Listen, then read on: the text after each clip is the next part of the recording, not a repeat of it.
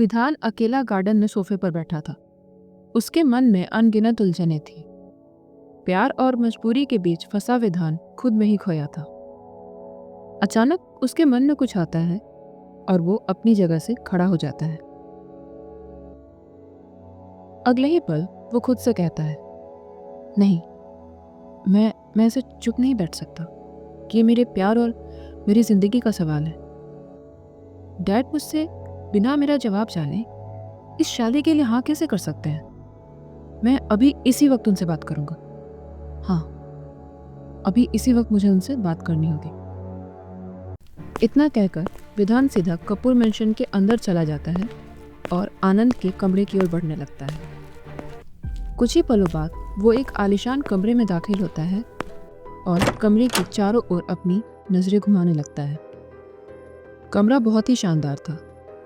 एक बड़ा बिस्तर जिस पे बहुत से तकिए सलीके से रखे थे। उसके दोनों तरफ साइड टेबल था जिस पर नाइट लैंप रखा था।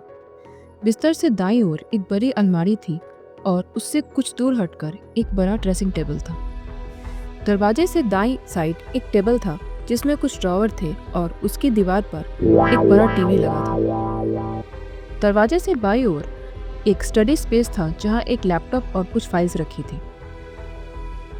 वहीं बिस्तर से बाईं ओर कुछ दूरी पर एक बड़ी खिड़की थी जिससे कुछ दूर पर एक सोफा था।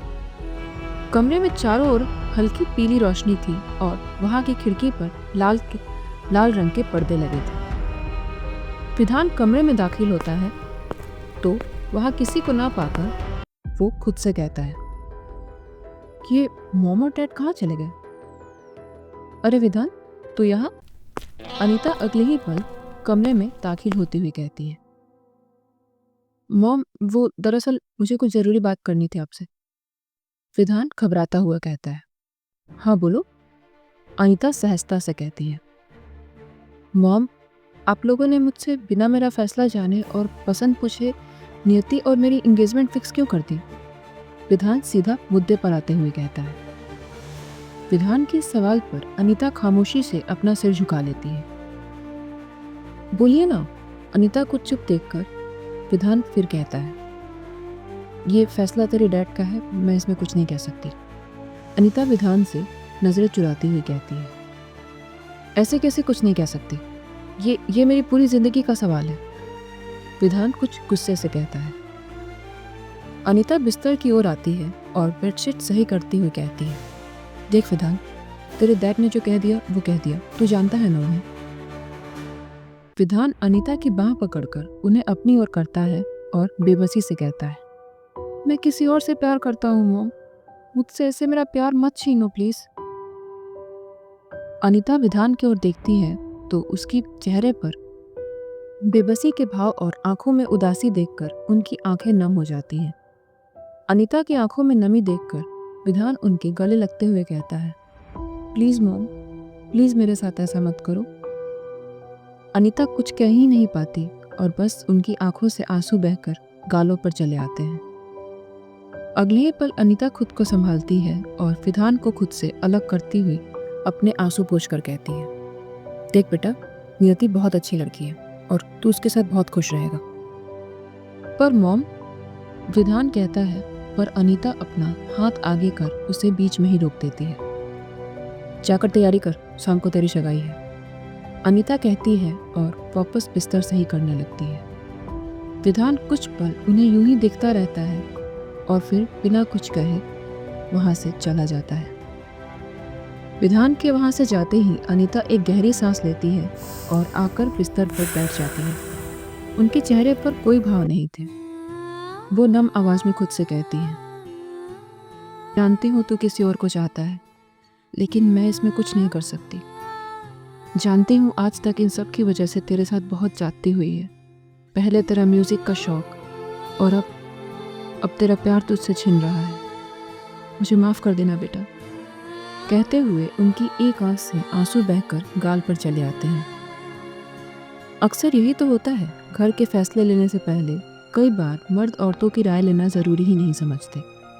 औरतों को भी बचपन से यही सिखाया जाता है कि मर्द जो भी फैसला करे उन्हें मानना है, और कई बार यही फैसले दुख और दर्द का कारण बन जाते हैं। लेकिन फिर भी चुपचाप औरत को वो फैसला मंजूर करना पड़ता है और तब वो ऐसे ही आंसू बहाकर खामोश रह जाती है। और वो कर भी क्या सकती है, कोई और रास्ता ही कहाँ नजर आता है। इस तरफ नियति बालकनी में बैठी विराट को फोन लगा रही थी। उसने हाथ में कॉफी मग पकड़ रखा था और उसके चेहरे पर परेशानी के भाव साफ नजर आ रहे थे। कि विराट फोन भी नहीं उठा रहा है, इसके चक्कर में ना कहीं शादी भी ना हो जाए, नियति फोन झटक कर चिढ़ती हुई कहती है।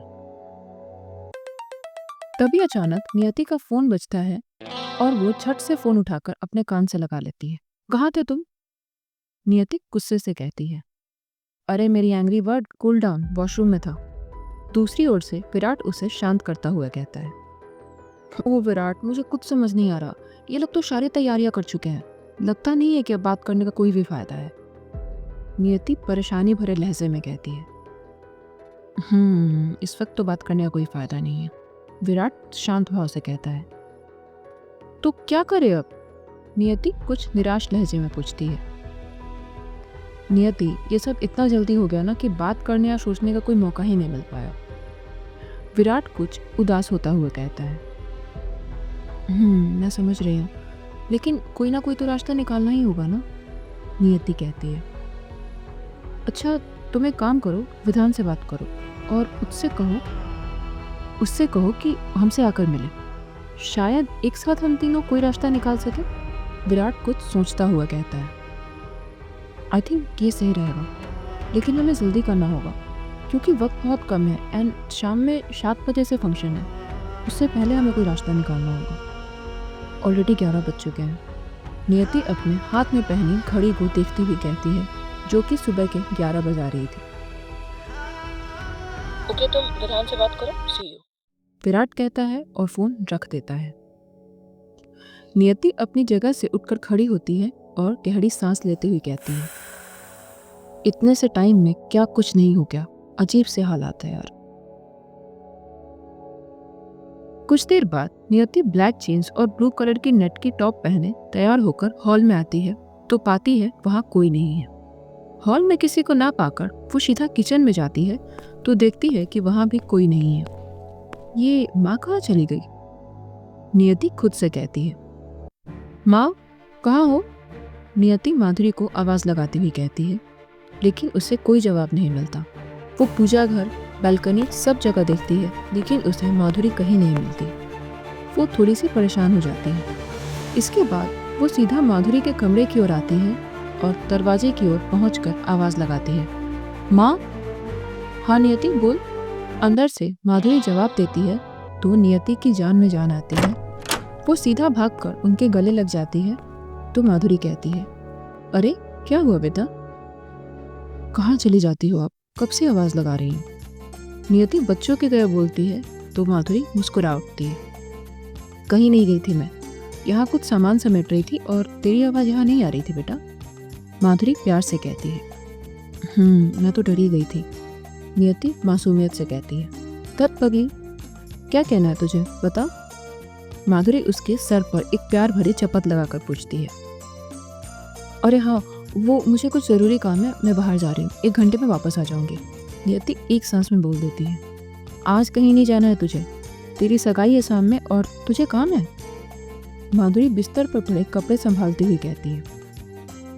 माँ सगाई तो शाम को है ना, मैं बस 1 घंटे में वापस आ जाऊँगी एंड अभी तो सिर्फ 12 बजे हैं, प्लीज़ जाने दो, नियति जिद करती हुई कहती है। माधुरी कमरे की दीवार पर लगी घड़ी की ओर देखती है जिसमें 12 बज रहे थे और फिर नियति की ओर देखती है तो नियति कहती है, प्लीज़ माँ। अच्छा ठीक है जा, लेकिन 1 घंटे में वापस आ जाना वरना, माधुरी उसे आंखें दिखाती हुई कहती है।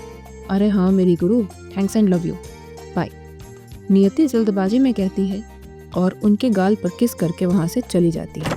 अरे, माधुरी कहती ही रह जाती है, लेकिन तब तक नियति वहाँ से जा चुकी थी। माधुरी मुस्कुरा देती है और खुद से कहती है कि लड़की भी न जाने कब बड़ी होगी। नियति अपने घर से बाहर आती है और अपनी गाड़ी में बैठकर वहाँ से निकल जाती है। कुछ देर में वो पार्क में पहुँचती है। दोपहर का वक्त होने के कारण पार्क में ज़्यादा भीड़ नहीं थी, बस कुछ 1-2 लोग नजर आ रहे थे। नियति ने आंखों पर काला चश्मा लगा रखा था पार्क में पहुंचकर वो चारों ओर देखती है और फिर आगे बढ़ जाती है। वो एक जगह पर पहुंचती है जहां विराट और विधान एक साथ उसका इंतजार कर रहे थे। विराट दूसरी ओर मुंह किए खड़ा था और विधान बेंच पर बैठा अपने मोबाइल में कुछ देखने में बिजी था। लो, आ गई नियति। सामने से आती नियति को देख विधान कहता है। विधान की बात सुनकर विराट पीछे मुड़ता है। इतने में नियति भी उनके पास पहुंच जाती है। आ गई आप मैडम? विधान ताने के अंदाज में कहता है। हाँ, आ गई।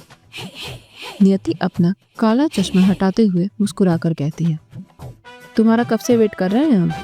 विधान उसे तिरछी नजर से घूरते हुए कहता है, सॉरी, वो मैं लेट हो गई, लेकिन अब टाइम वेस्ट करने की जगह काम की बात करें। नियति कहती है, क्या नियति मैडम तो लीड है, उनके बिना आगे कैसे बढ़ते हैं। विधान वापस ताना मारता है, आप कुछ ज़्यादा नहीं बोलते हैं। विधान जी। नियति विधान से उलझती हुई कहती है, क्या यार तुम दोनों भी, ये सब बातें करने का वक्त नहीं है। विराट उन्हें रोकते हुए कहता है। विराट की बात सुनकर नियति और विधान शांत हो जाते हैं तो विराट आगे कहता है, तुम दोनों के घर वालों ने तुम्हारी मर्जी के खिलाफ तुम्हारी शादी तय कर दी है, लेकिन हम ये शादी नहीं होने दे सकते, इसलिए आज ये एंगेजमेंट हमें कैसे भी रोकनी होगी। लेकिन हम क्या करेंगे? विधान पूछता है। तुमने शादी के लिए हाँ क्यों की, specially when you have a girlfriend. विधान को घूरते हुए नियति उससे पूछती है। नियति, मैं तुमसे पहले भी कह चुका हूँ कि मैंने हाँ नहीं कहा, मेरे डैड अपनी मनमानी कर रहे हैं, और तो और मैंने तो मॉम से बात भी की, लेकिन वो भी मेरी बात नहीं समझते। विधान सफाई देते हुए कहता है तो नियति खामोश हो जाती है। अजीब फैमिली है यार तुम्हारी। विराट कहता है, लेकिन अब क्या करना है? नियति सवाल करती है। एक ही रास्ता है इस सगाई को रोकने का।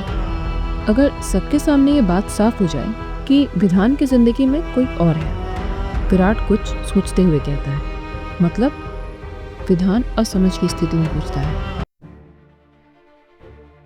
देखो विधान, इतना कहकर विराट विधान और नियति को अपना पूरा प्लान बता देता है। लेकिन हम ये कैसे करेंगे? नियति परेशान होती हुई कहती है। तुम उसकी फिक्र मत करो, सब मुझ पर छोड़ दो। विराट विश्वास से कहता है। लेकिन विधान की इमेज इससे खराब हो जाएगी। नियति कहती है, कुछ नहीं होगा, वहाँ बस घर के ही लोग होंगे और ज़्यादा लोग इनवाइटेड नहीं हैं। विराट नियति को समझाते हुए कहता है, पर क्या तुम्हें पक्का यकीन है, कोई प्रॉब्लम तो नहीं होगी ना? विधान चिंता जताते हुए कहता है, डोंट वरी यार, मैं सब संभालूंगा।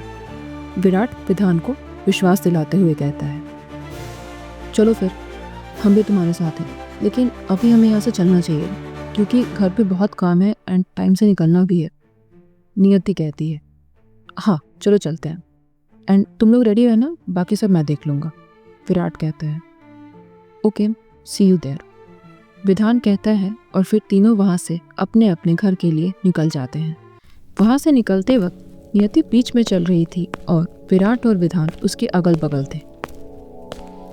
ऐसा लग रहा था जैसे उन तीनों के बीच कोई ऐसी कड़ी जुड़ गई हो जो उनकी जिंदगी में एक नया पन्ना खोलने वाली थी। विराट ने नियति और विधान की सगाई को रोकने के लिए एक प्लान बनाया था जिसके बारे में सिर्फ वो तीनों ही जानते थे। विराट, नियति और विधान तीनों ही अपना प्यार खोना नहीं चाहते थे और इसके लिए वो कुछ भी करने को तैयार थे। लेकिन अब सवाल ये है कि क्या उनकी ये कोशिश कामयाब होगी या समय का कुछ और ही फैसला है उनके लिए। अब इसका जवाब तो आगे की कहानी में ही मिलेगा। तो सुनते रहिए काल चक्र, समय का चक्रव्यूह।